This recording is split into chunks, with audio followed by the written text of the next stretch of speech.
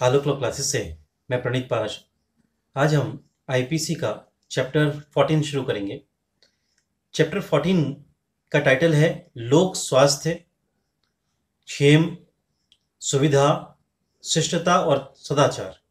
English में देखें तो स्वास्थ्य का मतलब हेल्थ से, क्षेम का मतलब सेफ्टी, सेफ्टी माने सुरक्षा, सुविधा कन्वीनियंस, शिष्टता और सदाचार डिसेंसी एंड मोरालिटी को लेकर है। इसमें इस चैप्टर का जो टाइटल है उसमें लोक शब्द का यूज किया गया है। जनरली पढ़ने में हम लोक स्वास्थ्य पढ़ देते हैं, लोक स्वास्थ्य नहीं है। लोक एक वर्ड है जिसके साथ में स्वास्थ्य को जोड़ के लोक स्वास्थ्य बनाया गया। लोक के साथ में क्षेम को जोड़ के लोक क्षेम की बात की गई, लोक सुविधा की बात की गई, लोक शिष्टता और सदाचार की। लोक मतलब पब्लिक। अब पब्लिक क्या है? तो पब्लिक के बारे में भारतीय दंड संहिता की धारा 12 में दिया गया है। 12 में उन्होंने पब्लिक को समझाया है एक ऐसा क्लास है, एक ऐसा वर्ग है जो समुदाय के रूप में रहता है। अब वो समुदाय के लिए संख्या निर्धारित नहीं की गई है। 2-3 लोगों का भी समुदाय हो सकता है, 2000, 3000, 5000, लाखों का भी समुदाय हो सकता है, करोड़ों का समुदाय हो सकता है। ऐसी कोई लिमिट नहीं बनाई गई है। तो लोक का मतलब यहां पर पब्लिक से है, एक वर्ग, एक समुदाय की बात की गई है सेक्शन 12 में। अब हम बात करते हैं कि चैप्टर 14 और चैप्टर 8 में क्या रिलेशन है या क्या डिफरेंस है। चैप्टर 8 को आप पढ़ोगे तो चैप्टर 8 में भी लोक की बात की गई है, वहां पे भी पब्लिक की बात की गई है। वहां जब आप अनलॉफुल असेंबली पढ़ते हो, ठीक है ना, वहां आप बलवे के राइट्स के बारे में पढ़ते हो, दंगे के बारे में पढ़ते हो, तो वहां पब्लिक की बात आती है। लेकिन डिफरेंस क्या है इस चैप्टर और चैप्टर में? चैप्टर 8 में जो पब्लिक है वो ऑफेंडर है, वो अपराधी है, वो मिलकर कोई ऑफेंस कर रहे हैं। और यहां जो ऑफेंस हो रहा है वो पब्लिक के खिलाफ हो रहा है, पब्लिक के विरुद्ध हो रहा है। इसलिए पब्लिक की हेल्थ की बात की गई है, पब्लिक की सेफ्टी की बात की गई है, उसकी सुविधा, उसकी शिष्टता, सदाचार की बात की गई। ये दोनों चैप्टर में डिफरेंस है। क्लियर हुआ? अब हम अपने चैप्टर पे आते हैं।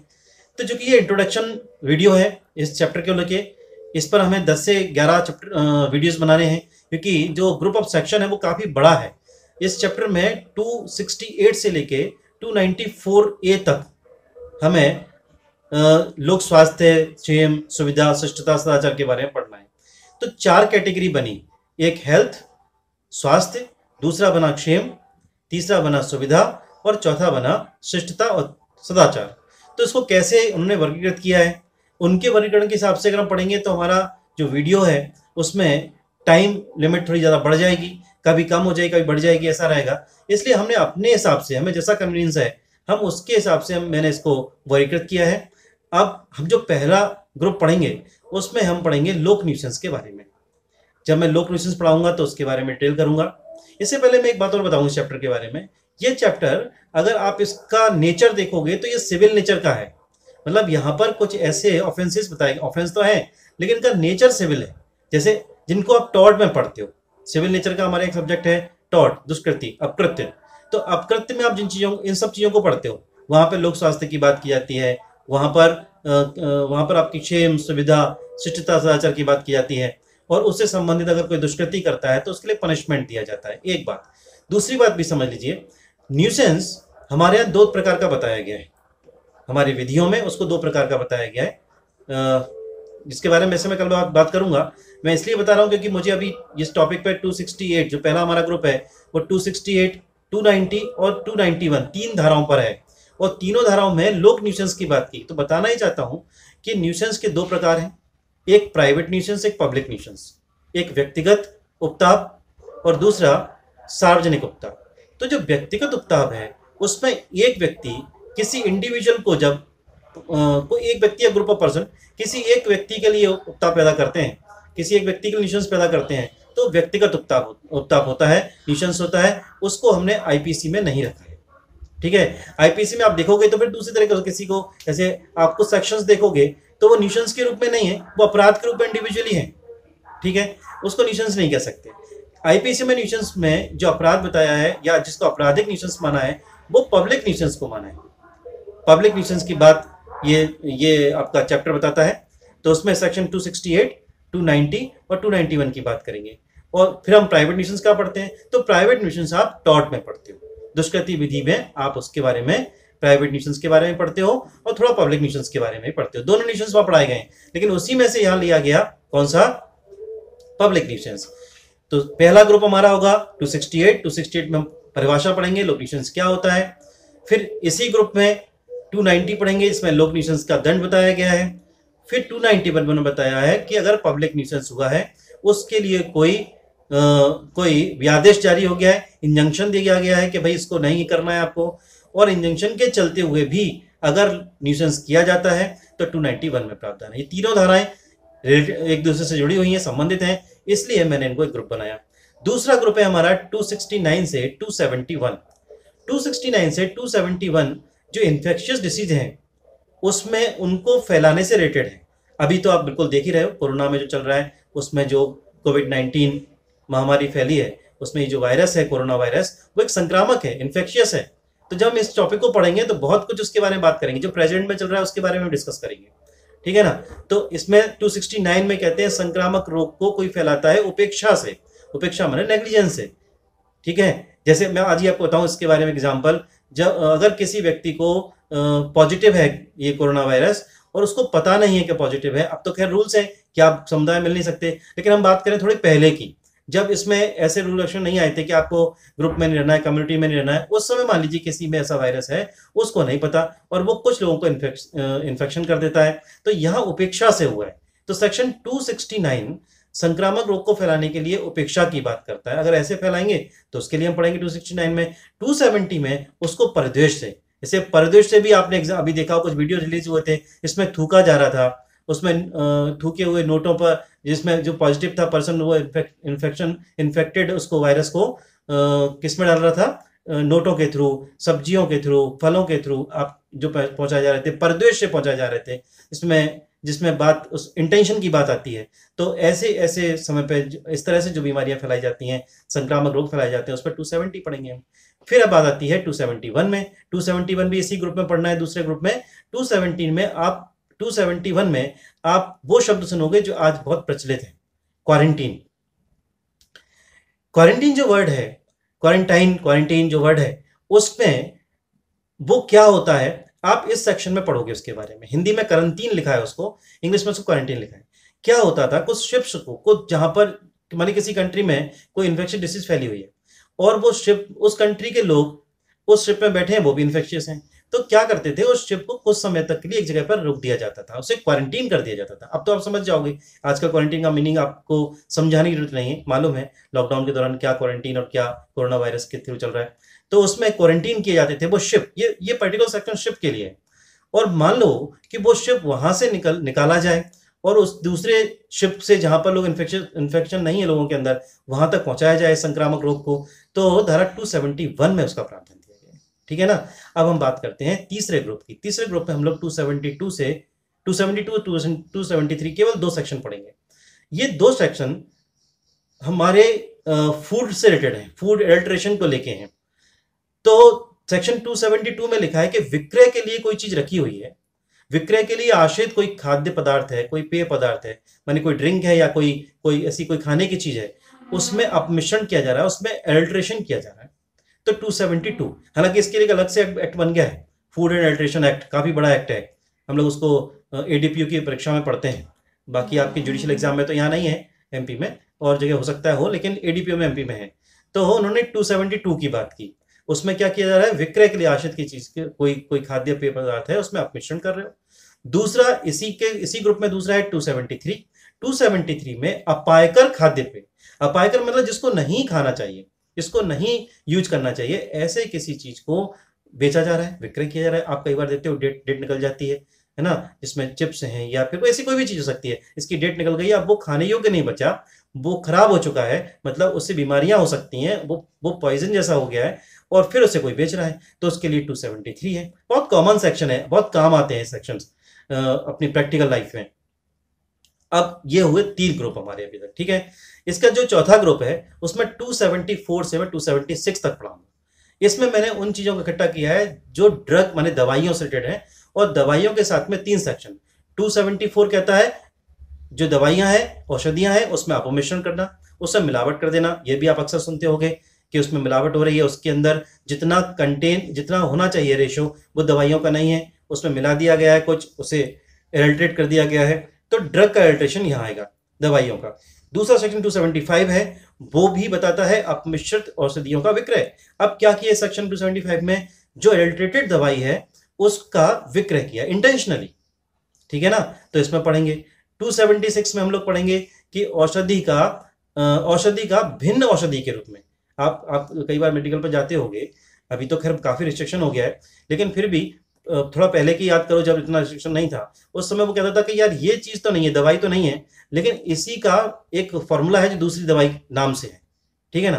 तो औषधि का, जबकि उसमें अगर ना हो तो ठीक है, हम कंटेंट देख लेंगे, भैया ये इसमें तो ठीक है, चला हो गया, रेशो भी वही है तो दवाई ठीक है।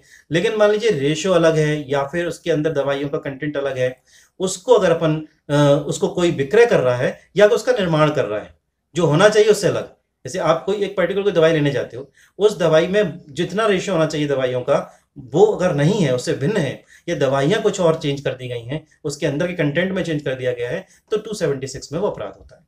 ओके, और उसे बेचा जा रहा हो या उसे निर्माण किया जा रहा हो, निर्मित किया जा रहा हो। ये हमारा चौथा ग्रुप होगा। पांचवा ग्रुप हम पूरी तरह से पांचवें ग्रुप में 277 से 280 तक रखा है, सॉरी 277 278, केवल 2 धाराएं रखी हैं। ये बताती हैं कि जल स्रोत जो हमारा है, सोर्स ऑफ वाटर है, उसको कोई ऐसा कर दे कि वो हमारे हेल्थ के लिए परेशानी बन जाए, हमारे स्वास्थ्य के लिए वो अपायकर हो जाए, कि उसके पानी को हम फिर पी नहीं सकते, यूज नहीं कर सकते हैं। तो 277, ठीक है। फिर 278, जैसे हमने पानी के स्रोत को किया ऐसे हम वायुमंडल को कर दें। इस पे आप कई केसेस सुनते होंगे, एमसी मेहता के तमाम केसेस जो इसके वायुमंडल को लेके हुए हैं, ठीक है ना। दिल्ली में कई बहुत सारे सोशल वर्कर्स ने और जो पिटिशन लगाते हैं एडवोकेट्स, उन्होंने कई पिटिशंस लगाई हैं जो एनवायरमेंट के लेके हैं, ताजमहल को लेके भी बात हुई थी पहले। तो वायुमंडल को, लेकिन यहाँ क्या है, वायुमंडल कैसा कर दिया गया है, अस्वास्थ्यकर कर दिया गया है। सुप्रीम कोर्ट ने कई बार रूलिंग दी है इस तरह की कि भाई जो रेसिडेंशियल एरिया है वहां से उन फैक्ट्रियों को हटाया जाए जो पॉल्यूशन करते हैं। तो ये पॉल्यूशन से रिलेटेड 2 चीजें हो गई, जल स्रोत में पॉल्यूशन किया जा रहा है, उससे स्वास्थ्य पे इफेक्ट पड़ रहा है, वायुमंडल में पॉल्यूशन कर रहे हैं, उससे स्वास्थ्य पे इफेक्ट पड़ रहा है। तो हमें 5वें ग्रुप में 2 धाराओं को पढ़ना है। 6वें ग्रुप में हम बहुत इंपॉर्टेंट सेक्शन पढ़ने वाले हैं, 279 और 280। 279 बहुत इंपॉर्टेंट है। आपने अक्सर एक्सीडेंट क्लेम केसों में देखा होगा, कोई वाहन जो उतावलेपन से चलाता है ना, जब भी एक्सीडेंट क्लेम केसेस आप देखोगे तो उसमें सेक्शन जनरली यही लगाए जाते हैं, 270 279, इसके साथ में 336 लगा देगा, 337 338, ऐसे कोई सेक्शन लगाए जाते हैं, वो भी इसी से रिलेटेड है, हम डिस्कस करेंगे उस समय जब पढ़ाऊंगा इसको। तो 279 में लोक मार्ग पर उतावलेपन से वाहन चलाना या हाँकना, ये आता है 279। 280 में आता है जलयान का उतावलेपन से चलाना। ये दोनों का मैंने एक ग्रुप बनाया, ठीक है ना। अब हम चलते हैं सेक्शन 281 से 283, ये हमारा ग्रुप नंबर 7 है। 281 से लेकर 283 में, 281 में कहते हैं कि भ्रामक प्रकाश चिन्ह या बोए को क्या कर देना, हटा देना, उससे उसे कुछ ऐसा बना देना जिससे कि रास्ता से लोग भटक जाएं। अब ये क्या होता है आपको बताता हूं। लाइट हाउस आपने सुना होगा, पहले जो शिप चलते थे उनको डायरेक्शन लाइट हाउस से मिलता था। बोया भी यही होता है, हिंदी में बोया यूज किया गया उसको। बोया एक्चुअली क्या है, वो एक ऐसा निशान होता था, एक ऐसा चिन्ह होता था जो फ्लोट करता था पानी के ऊपर ही, और उससे जो शिप चलाते थे उनको डायरेक्शन मिलता था, उसको बोलते थे बोया। तो जो बोया है उसको भी हटा देता है, उसको कहीं डायरेक्शन उसका चेंज कर देगा तो शिप मार्ग अपना रास्ता भटक जाए। इसके लिए इन अपराधों को कोई करेगा जिससे कि सुविधा है उसमें कहीं नुकसान हो जाए, कन्वीनियंस ना रहे लोगों के लिए, ठीक है ना। तो ऐसा कोई काम करेगा तो उसके लिए 281। फिर 282 में ओवरलोड कोई शिप है, उस ओवरलोड शिप में कोई भाड़े के लिए किसी व्यक्ति को बिठाता है और ले जाता है, या असुरक्षित है, मालूम है कि ये डूब सकता है, टूट सकता है, ये बीच में कहीं भी कुछ रुक जाएगा तो लोगों को प्रॉब्लम हो जाए, ऐसे किसी जलयान पर, किसी शिप पर किसी व्यक्ति को बिठाए और उसको प्रवहन कराए भाड़े के लिए, तो सेक्शन 282 आता है, ये शिप के लिए बना है। अब आता है 283। 283 में लिखा है लोक मार्ग या नौ परिवहन पथ में संकट या बाधा डालना। अच्छा, आप जब ये पढ़ रहे हो तो आपको लग रहा होगा ये बार बार रोड की बात कर रहे हैं, सड़क की बात कर रहे हैं और शिप की बात कर रहे हैं। एक्चुअली जब ये आईपीसी बनाई गई थी तब ये 2 रास्ते, 2 जो हमारे यहाँ ट्रांसपोर्टेशन के सिस्टम वो थे, तरीके थे, वो 2 ही थे। तीसरे में बहुत सक्सेसफुल नहीं थे, होगा तो एक आध दो होता होगा, तो उसके लिए कोई ऐसा संकट बाधा पैदा करना, कौन जाएगा कौन करेगा, ऐसे कोई रूल्स। इसलिए कभी भी हमने वायुयान को आईपीसी में आपने बहुत कम पढ़ा होगा, हुआ पढ़ा होगा तो अमेंड होने के बाद पढ़ा होगा। ओरिजिनल आईपीसी में आपने वायुयान नहीं पढ़ा होगा, क्योंकि जो मीन्स ऑफ ट्रांसपोर्टेशन थे वो केवल दो ही थे, उसमें रोड और लोकमार्ग, और आपकी ऐसी बात की जा रही है नौ परिवहन। तो इसमें अगर कोई संकट बाधा डालता है तो उसके लिए हम सेक्शन 283 पढ़ेंगे। फिर हम ग्रुप पढ़ेंगे 8 नंबर का ग्रुप। उस ग्रुप में 284 से 289 पढ़ेंगे। 284 बताता है विषैले पदार्थ के संबंध में उपेक्षापूर्ण आचरण। ये एक्चुअली थोड़ा बड़ा ग्रुप है, अगर हमें लगा तो हम इस ग्रुप को दो पार्ट में डिवाइड कर लेंगे, क्योंकि 284 से 284 5 6 7 8 9 6 सेक्शन है, या फिर एक साथ है एक ही जैसे, इसलिए मैंने एक ही ग्रुप में अभी रखा है इसको। विषैले पदार्थ के संबंध में उपेक्षापूर्ण आचरण 284। 285 अग्नि या ज्वलनशील कोई पदार्थ है उससे उपेक्षापूर्ण आचरण। 286 विस्फोटक कोई है उससे। 287 मशीनरी से कोई उपेक्षापूर्ण आचरण, मतलब ऐसा कोई कुछ काम करता है जिससे मशीन से किसी चोट पहुंचती है, कुछ होता है।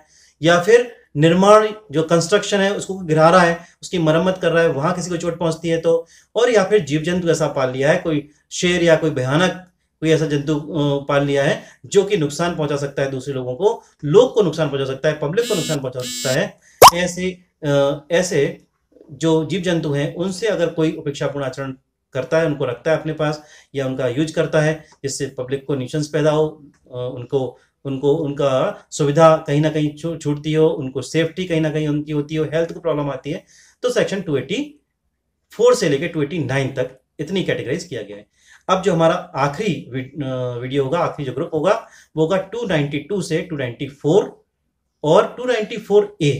मैं 294A को अलग से इसलिए बोल रहा हूं, 294A का इस पूरे चैप्टर में एक अलग से जोड़ा गया है उसको। वो लॉटरी कार्यालयों को रखने से संबंधित है।